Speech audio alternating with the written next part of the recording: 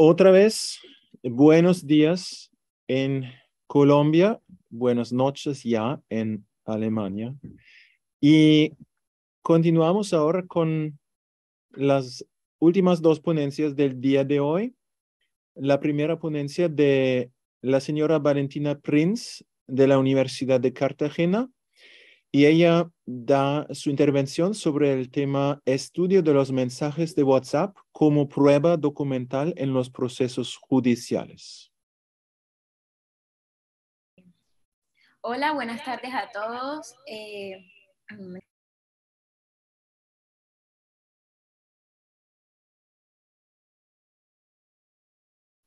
Buenas tardes a todos.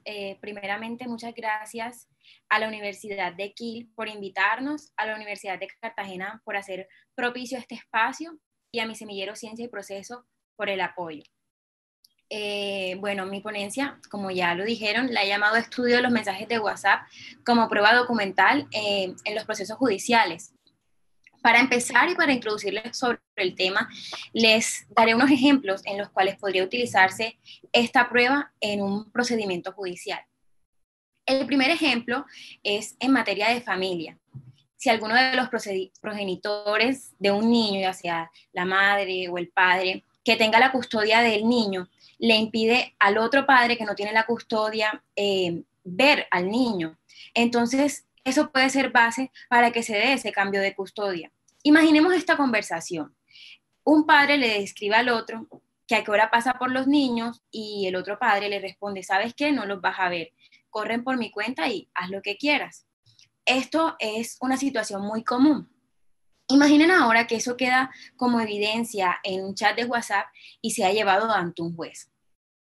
Otro ejemplo puede ser de algo en lo que se haya pretendido que seamos víctimas. ¿No les ha llegado, por ejemplo, un mensaje de texto extorsionándolos o amenazándolos? Bueno, podríamos usarlo como prueba para iniciar una denuncia. Y en la vía civil o mercantil, por ejemplo, cuando dos empresas están haciendo una negociación y queda una deuda pendiente, esos mensajes de WhatsApp o de texto podrían servirnos como prueba en un procedimiento para nuestra defensa, ya que ahí pueden quedar plasmados el contrato, se puede dar poder escrito en WhatsApp. El mundo ha evolucionado y estamos inmersos en una indiscutible era tecnológica donde muchas de las cosas a las que nos habíamos acostumbrado han tenido que ser reinventadas para poder ir en concordancia con la época y de acuerdo con los avances. Como en otros aspectos, en lo concerniente a los procesos judiciales, también se han tenido que tocar muchos temas novedosos y otros de ellos han tenido que ser modificados y estructurados a ese plano digital.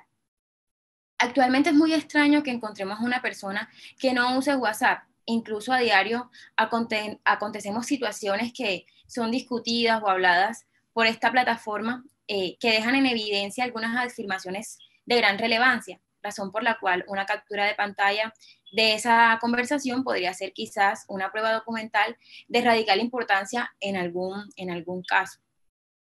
Es posible, entonces, añadir esa captura de pantalla como prueba documental en un proceso judicial.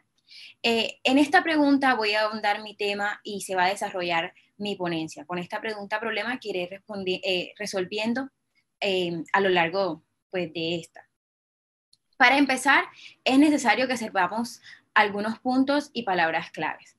Primeramente, saber qué son documentos. Según Michel Tarufo, documento es todo escrito que presenta un hecho o contiene una declaración sobre un hecho. Dicho concepto es coherente con lo que se plantea en el Código General del Proceso en su artículo 243, que estipula que son documentos los escritos, impresos, planos, dibujos, cuadros, mensajes de datos, fotografías, cintas cinematográficas, discos, grabaciones magnetofónicas, videograbaciones, radiografías, talones, contraseñas, cupones, etiquetas, sellos y en general todo objeto mueble que tenga carácter representativo o declarativo y las inscripciones en lápidas, monumentos, edificios o similares. Ambos conceptos, como vemos, guardan gran similitud. En primera medida, el artículo consagra de manera abierta como documento a los mensajes de datos y videograbaciones. Y en segunda medida, Tarufo dice que es todo escrito que contenga unos hechos en él. Es decir, que documento puede ser aquel en el que se consigne expresamente el hilo secuencial de unos hechos o incluso unas declaraciones acerca de ellos. Mejor dicho, la ley ha sido específica al acoger dentro de la definición de documentos los mensajes de datos en sentido amplio y no en sentido específico. Por tanto, ampara todas esas formas en que los mensajes de datos puedan emplearse a través de medios electrónicos óptimos. Es en este sentido que la captura de pantalla de una conversación de WhatsApp puede ser un escrito que ilustre acerca de un suceso, pues por cuanto la conversación puede llevar un hilo conector y una recopilación de esos hechos, de esos datos. Elementos que podrían ser fidedignos para probar lo que queremos, siendo que el juez debe partir del principio de buena fe de quien aporta esas pruebas, y más si el oponente no aporta una prueba en contrario. Las pruebas digitales, a diferencia de esas pruebas convencionales que están taxativamente en la ley, que son físicas, tienen una característica particular, y es que estas pruebas digitales están muy posibles a que son muy volátiles. Y cualquier archivo digital es relativamente fácil de modificar o de dañar, y es por esta razón que se deben tener herramientas tanto técnicas como jurídicas para que la integridad de esa información sea conservada y sea válida en esos procesos judiciales. La ley 527 de 1999, también conocida como la Ley de Comercio Electrónico, brinda esas herramientas jurídicas que indican esos ingredientes necesarios que un mensaje de datos debe tener para que sea tenida en cuenta como prueba documental. El artículo 11 de esta ley indica entonces que se deben tener 3 elementos importantes para que una prueba documental pueda ser digital o una evidencia digital. El primer elemento que hay que tener en cuenta es la confiabilidad en la forma en que se haya generado, archivado o comunicado ese mensaje. El segundo elemento que hay que tener en cuenta es la confiabilidad en la forma en que se haya conservado la integridad de esa información, es decir, que ese documento sea original, que sea auténtico. Y el tercer elemento es la forma en la que se identifique a su iniciador y cualquier otro factor pertinente. Por esto que acabé de mencionar, se puede pensar que para que un mensaje de datos sea tenido en cuenta como prueba documental en los procesos judiciales, deberá ser muy bien documentado ese proceso de adquisición, y en dicha documentación se debe aclarar qué herramientas o técnicas de informática forense se realizaron para la obtención de este. Es en este dilema por el cual la sentencia SU 744 de 2014 menciona que uno de los principales asuntos en relación con la valoración probatoria se centra en determinar la autenticidad de ese documento. Este concepto resulta absolutamente relevante en tanto en ocasiones, debido a esa consecuencia valorativa, se confunde con el significado de originalidad. Por lo tanto, existe la posibilidad de que un documento, a pesar de ser original, carezca de autenticidad, ya que estos términos no se refieren a lo mismo. Un documento auténtico es aquel en el que se existe total certeza en relación con la persona que lo elaboró, que lo suscribió o que lo firmó. Y se ha establecido que la autenticidad es un requisito que debe ser cumplido para que el documento pueda ser apreciado y valorado por el juez en lo que intrínsecamente contenga. En esta sentencia, la sala dijo que el valor probatorio de esta deberá ser establecido caso a caso con la totalidad del acervo probatorio y de acuerdo con las reglas de la sana crítica. Teniendo esto en cuenta, en virtud de las posibles modalidades para adulterar y violar la autenticidad de la información procedente de esos mensajes de datos, de documentos electrónicos y en general de las conversaciones que se producen en las plataformas digitales, como por ejemplo WhatsApp, de la que hablamos ahora. Y ante esas contradicciones a las que se puede ver inmerso una prueba electrónica, como por ejemplo la denominada hacha de falsedad, se demanda la necesidad de la realización de una prueba pericial que nos permita corroborar la posible adulteración de la conversación sostenida en dichas plataformas digitales. Una prueba pericial que nos ayuda a realizar un concepto sobre su veracidad, originalidad y autenticidad. Es decir, una prueba pericial que nos sirva de respaldo para demostrar que esta en efecto es real. En fin, que ese perito pueda dar fe al juez de que esa conversación ocurrió en efecto con la contraparte y que la información no ha sido modificada y que tampoco se ha creado con una aplicación, sino que esa conversación es real. La Corte Constitucional colombiana revisó una acción de tutela en virtud de la cual la accionante, la demandante, pretendía que su empleador la reintegrara al trabajo. En la acción de tutela se narró que el empleador le manifestó en primera instancia al accionante que su contrato de trabajo iba a ser renovado. Sin embargo, la accionante le informó al empleador que estaba en estado de embarazo y después de esto, este decide no renovarle su contrato de trabajo. Y para soportar esas afirmaciones, la demandante aportó, entre otras pruebas, unos pantallazos impresos de esos chats de WhatsApp que tuvo con su empleador, en los cuales le informaba a este sobre su estado de gestación antes de que este decidiera no renovarle el contrato de trabajo, por lo que esta vio vulnerado ese derecho a trabajar gracias a su condición de embarazo. Y es así como la Corte, por medio de la sentencia T043, realizó un énfasis del valor probatorio de esos medios de prueba.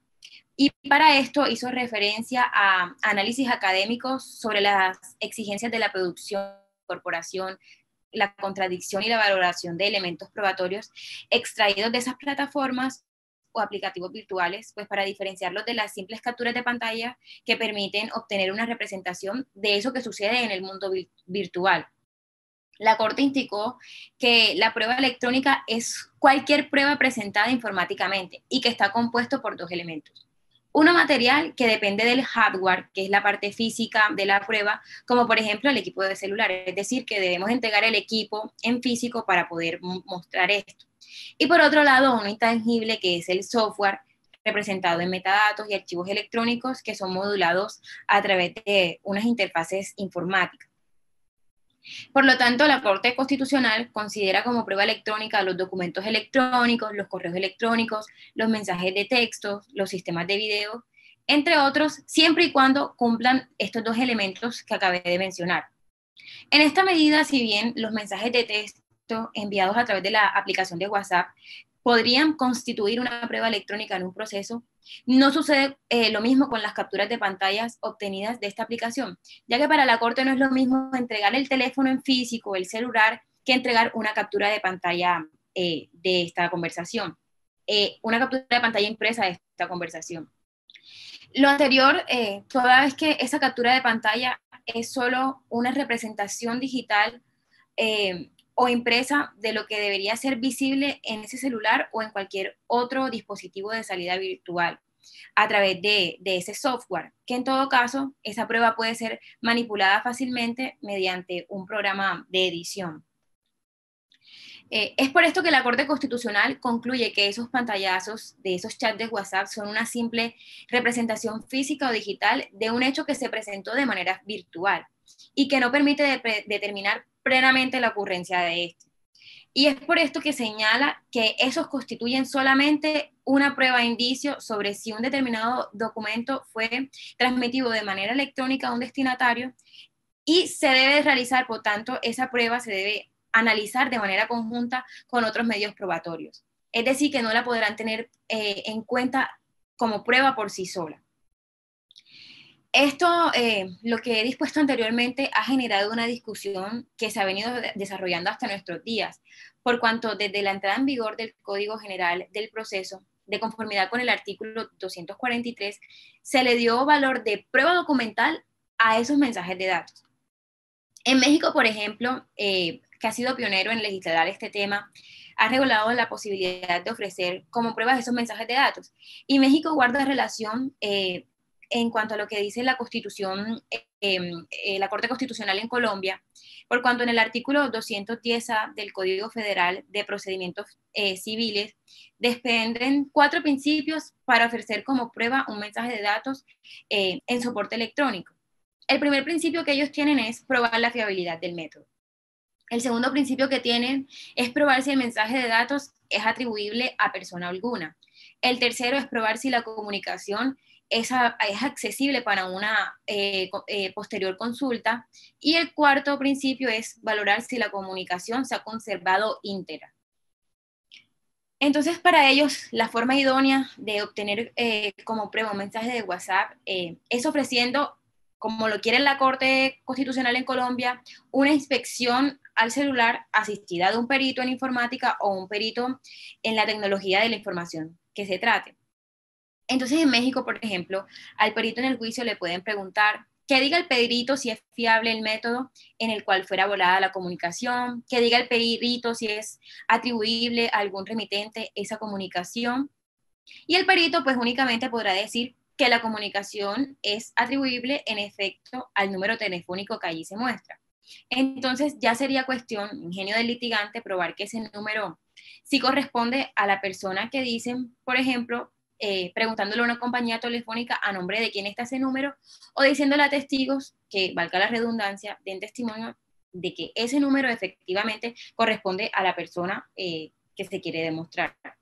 Entonces, en juicio también le pueden preguntar a ese perito si la comunicación puede ser consultable posteriormente y que diga si la comunicación ha permanecido íntegra, que no ha estado sujeta a modificaciones. Y evidentemente el perito deberá soportar ese dicho en aspectos técnicos y no solamente limitarse a responder sí o no. Bueno, eventualmente y en congruencia con el análisis que hemos hecho hasta ahora, critico esta sentencia T043 y contradigo a la Corte, ya que esta no tiene razón, puesto que no puede considerar esta prueba solo como una prueba indiciaria. Pues como lo dice el artículo 10 de la ley 527 de 1999, que es la ley que se dedica a regular todo esto de la prueba documental con medios electrónicos, en su artículo 10 dice: en toda actuación administrativa o judicial no se negará eficacia, validez o fuerza obligatoria y probatoria a todo tipo de información en forma de un mensaje de datos, por el solo hecho de que se trate de un mensaje de datos o en razón de no haber sido presentada en su forma original. Es decir, que al tenerla solamente como prueba indiciaria, le estamos restando valor probatorio. Porque si bien no se presenta en su prueba original, podemos mostrar con un respaldo de un perito que efectivamente no ha estado sujeto a cambios esa impresión de esa captura de pantalla. Además, la Corte, como ya lo dije, va en contravía de lo que dice la norma, pues claramente se ha estipulado que esas capturas de pantalla de esos mensajes de WhatsApp sí deben ser constituidos como prueba documental y no como prueba indiciaria. Y basta con que analicemos el artículo 247 del Código General del Proceso, que conviene que serán valorados como mensajes de datos los documentos que hayan sido aportados en el mismo formato en que fueron generados, enviados o recibidos, o algún otro formato que los reproduzca con exactitud.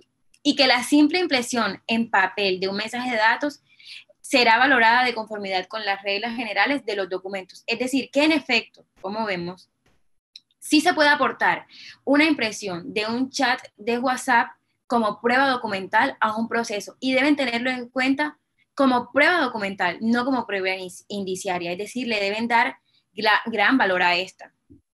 En este sentido, pues podemos aportar esa captura de pantalla de ese chat de WhatsApp, y es por ello que conforme con la aplicación de los requisitos jurídicos de los mensajes de datos establecidos en el capítulo segundo de la ley 527 de 1999, debemos tener en cuenta varios puntos importantes.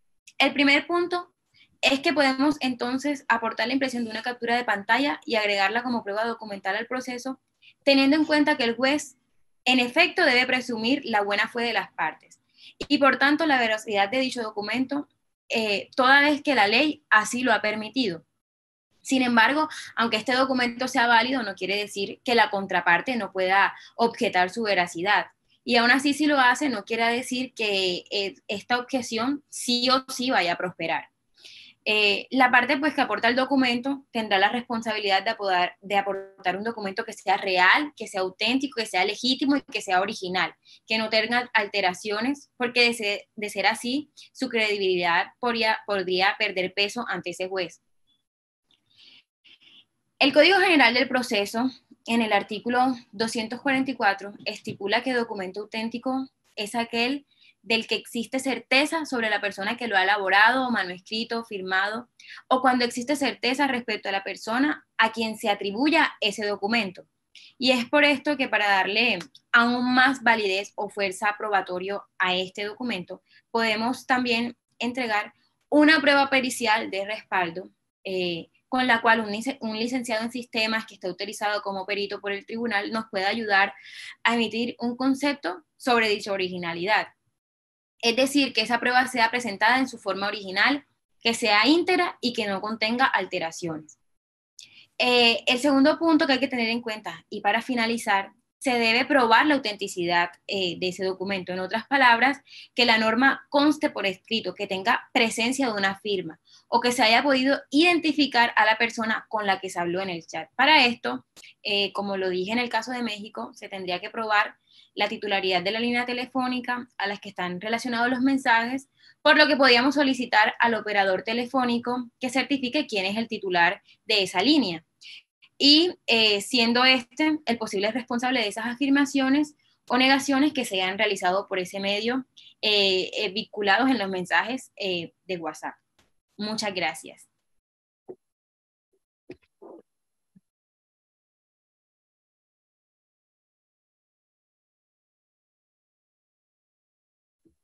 Muchísimas gracias a la señora Prince por esta intervención también excelente sobre un tema otra vez muy actual, un tema que también tiene que ver con la digitalización del derecho, en este caso, los aspectos en el derecho procesal de la digitalización, porque muchos mensajes, muchos documentos ya no se hacen en papel, en forma física, pero en forma de mensajes de datos, y es un tema que yo estoy sorprendido que ya hay una regulación especial en el Código General de Proceso colombiano. En Alemania todavía no hay una regulación especial, es decir, en este aspecto y en muchos aspectos de la digitalización, me parece que Colombia es más avanzada que Alemania ya.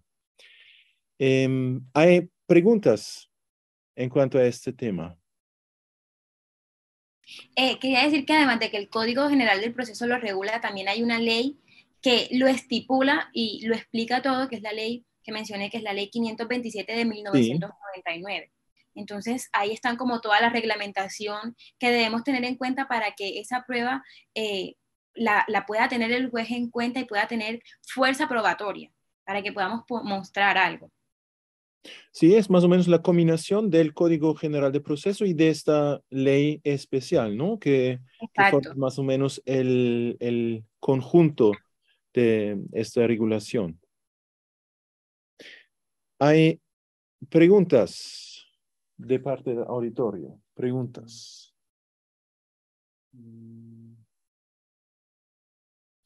Si no, yo puedo hacer un comentario, una pregunta en cuanto a este tema. Em, pues eso, todo eso se refiere al proceso civil. ¿Hay algo parecido? Quizás sabe usted, ¿hay algo parecido para el proceso penal? Para el proceso penal en un sentido más amplio, pues en el derecho penal tenemos siempre el problema que hay la presunción de inocencia. Es decir, me parece que en el derecho penal es un poco más difícil hacer uso de mensajes electrónicos, mensajes de datos, que serían en detrimento del acusado, ¿no?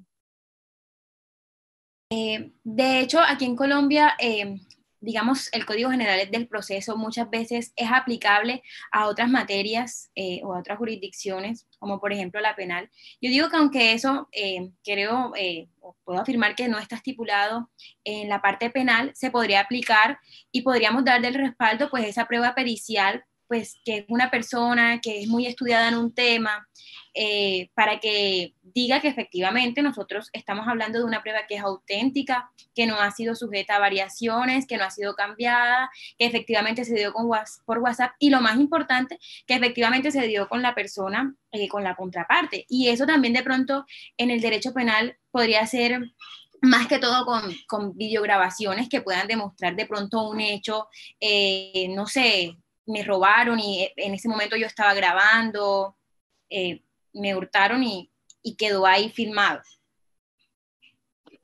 Sí, sí. Pues en el proceso penal también se permite esta forma de prueba, entonces, con estos medios No, electrónicos. no está estipulado, pero yo diría que sí se puede como aplicar y hacer esa comparación. Creo que también lo podríamos hacer en el derecho penal. Vale, vale. Pero me parece muy buena esta norma que dice que es necesario entregar esta evidencia, esta prueba en el mismo formato como se generó. Eso me parece muy importante porque yo conozco de Colombia un caso donde pues es más de derecho penal, donde había una acusación contra un señor de acoso sexual y esta acusación se basó en mensajes de WhatsApp, pero la víctima solo entregó en papel una impresión de esos mensajes.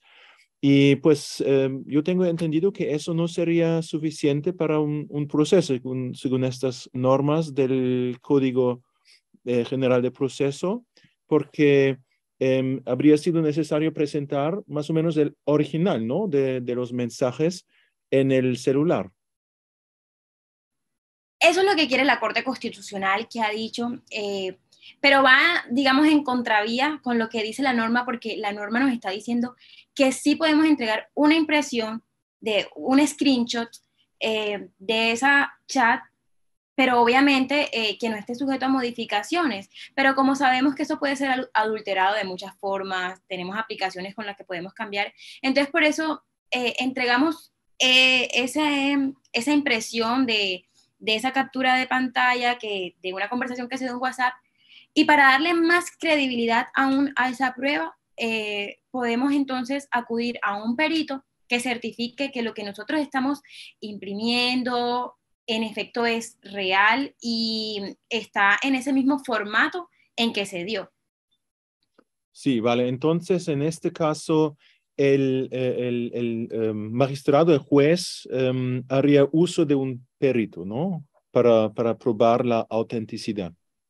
Exacto. O nosotros Sí, mismos podemos probar, dar ese uso o pedir que se nos asigne un perito para probarlo.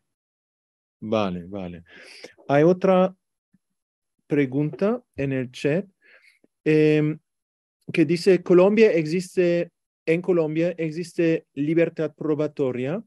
La situación sería si en el análisis del juez dicho medio de prueba supera el examen y proceso de sana crítica del operador judicial.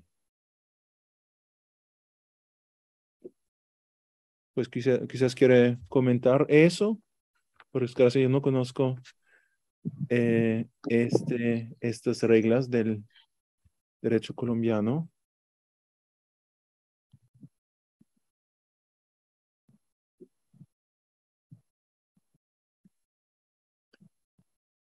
La señora Prince quiere hacer un comentario sobre esta intervención. Sí, pues él comenta que en Colombia existe libertad probatoria y que la situación es si ese análisis de dicho medio de prueba supera ese examen.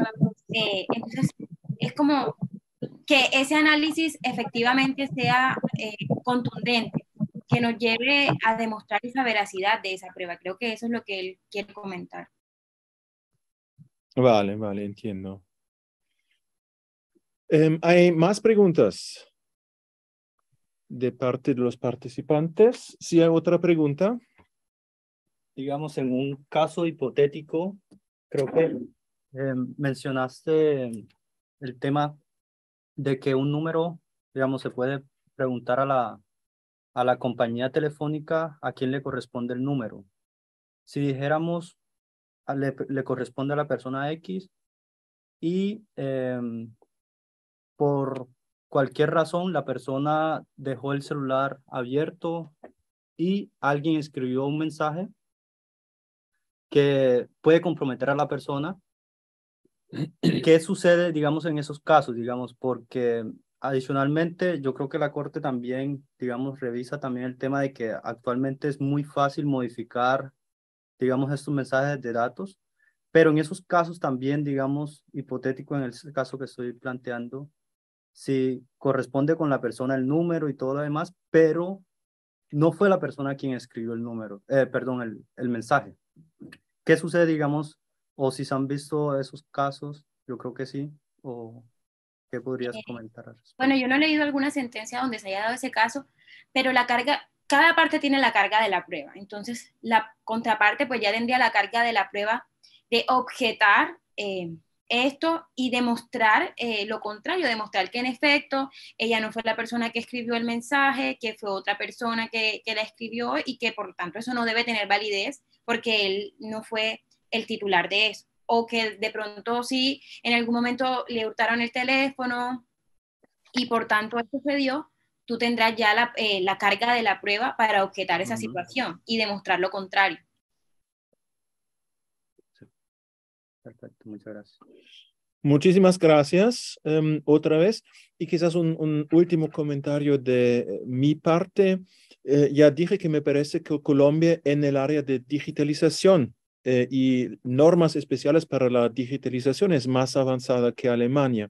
En Alemania, solo desde el principio de este año hay el proceso digital, es decir, es posible solo desde este año, o obligatorio, digamos, entregar las cartas de los abogados a los tribunales, a los juzgados de manera digital.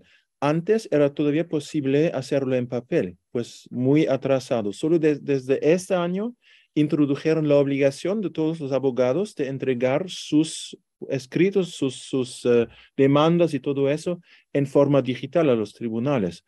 Pero es una obligación, eso es un poco extraño, una obligación unilateral solo para los abogados, no para los tribunales, no para los juzgados que pueden, si quieren, pues pueden hacerlo de manera digital, pero ellos no tienen la obligación, pueden hacer todo todavía en forma de papel. Pues me parece bastante atrasado acá en Alemania y me parece que en Colombia eso es mucho más avanzado, ¿no? De hecho, en Colombia a partir de la pandemia también se creó el decreto 806, que pues como las personas no podían salir de su casa, todos los procesos judiciales se vieron estancados, entonces nace este decreto 806 donde plantea ya todos los procesos en forma digital, es decir, todos los aportes de expedientes en forma digital, la demanda, la notificación de la demanda. Actualmente el decreto sigue en pie, menos para la jurisdicción penal que sí ya volvió a la práctica, digamos, ya no es virtual, pero las personas en Colombia, la mayoría, queremos que esto se quede, este decreto se quede, porque es más beneficioso. De pronto los expedientes no están sujetos a que un expediente físico se dañe, se queme, se pierda. Hay más seguridad jurídica en la práctica al momento de digitalizar todo esto. Sí, sí, claro. Y más rapidez, más velocidad. Sí, exacto, exacto. Hay una pregunta de Daniel Eduardo Rojas. Sí, buenos días a todos. Bueno, quisiera hacer una pregunta a los profesores que están aquí presentes. Bueno, como lo mencionaba la ponente, en Colombia desde el año 2020, bueno, comienza la pandemia y hay una suspensión de términos y creo que como a partir del 1 de julio del 2020 comienza a regir el decreto 806 de 2020. El decreto novedoso, la Corte Constitucional le hizo su debido control, lo declaró constitucional, salvo algunas excepciones, como por ejemplo, tengo entendido que el decreto estableció, digamos, como un nuevo requisito, muchos abogados lo interpretan así, como un nuevo requisito para la admisión de la demanda, el tema, por ejemplo, de que se establezca la dirección electrónica a notificar de los demandados, ¿sí? Entonces, es algo novedoso. Antes solamente era pues subir la dirección física para la notificación. Y este pues incluía que se debía también establecer la dirección electrónica. Igualmente, para el tema de los testigos también se debía incluir la notificación electrónica.